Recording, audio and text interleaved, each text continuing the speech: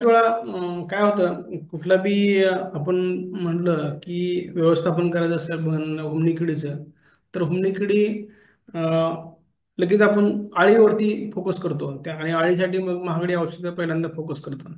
आणि कुठलं बी औषध जेव्हा जमिनीमध्ये जातं तेव्हा त्याचा कालावधी जो आहे रासायनिक औषधांचा तोच 15 दिवस, 20 दिवस, 10 दिवस, वॉटेवर जे काय तुम्ही कुठलं औषध वापरताय त्याच्या आधारावरती तो आहे. त्यामुळं कोणत्या बी रासायनिक औषधाला काहीतरी मर्यादा आहे, त्याच्या पुढे ते काम करत नाही.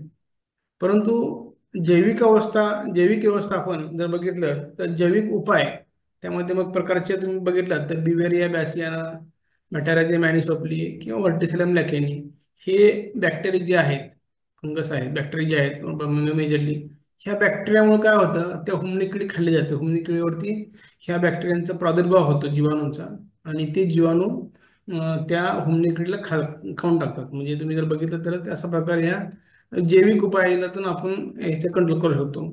दुसरा सर्वात महत्त्वाचा फायद्यामध्ये हे जैविक किड एकदा बॅक्टेरिया खाल्ला, बॅक्टेरियाने ती हुमणी किडी खाल्ली की त्यांची वाढ होणार आहे, ते मरणार नाहीत.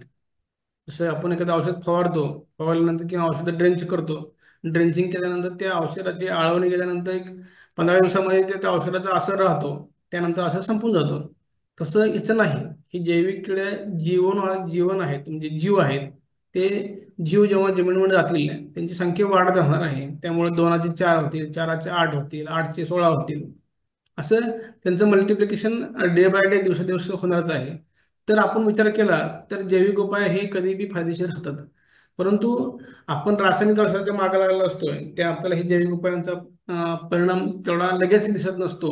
त्यामुळे वाटतं की त्याचा कंट्रोल मिळणार नाही. परंतु कुठलेही जीवाणू जमिनीत गेल्यानंतर वाढल्यानंतर 8-10 दिवस गेल्यानंतर 8 दिवसामध्ये पुढे त्यांची साखळी चालू होते.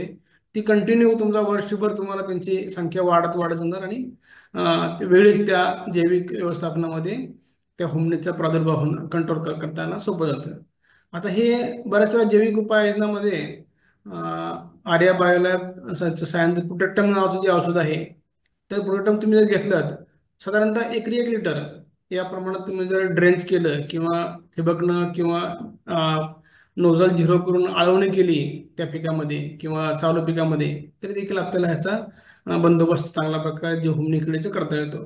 साधारणपणे जसं आपण 3-4 औषधं ड्रेंच करतो तसं आपण एक 2 वेळा तरी आपण हे आता आपल्या दही लावण्यामध्ये आता 1 लिटर दूध आहे आपलं आणि थोडंसं कुठं तर नकभर आपण जर इर्जण टाकलं तर त्याचं दही बनत नाही.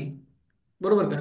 तेच जर तुम्हाला दही बनवायचं असेल आणि 1 चमचाभर तुम्ही जर विरजण टाकलं तर बरोबर तुम्हाला तिथं त्या 1 लिटर दुधाचं दही बनतं. तसं बऱ्याच वेळा जमिनीमध्ये जे असणारी बॅक्टेरिया संख्या कमी झालेली आहे त्यामुळे संख्या वाढवण्यासाठी 1 वेळा 2 वेळा जी काय जमिनीचे मातीपरीक्षण करून किती संख्या आहे जीवाणूंची हे चेक करून जर तुम्ही 2 वेळा 3 वेळा ड्रेंच केला, आळवणी केली या प्रोडक्टमची, तर नक्कीच तुम्हाला याच्यापासून खूप चांगला आणि एक कमी खर्चामधला आणि कमी रासायनिक मग रासायनिक नसलेला ह्याचा आपल्याला जैविक उपाय व्यवस्थापन करता येतं. धन्यवाद.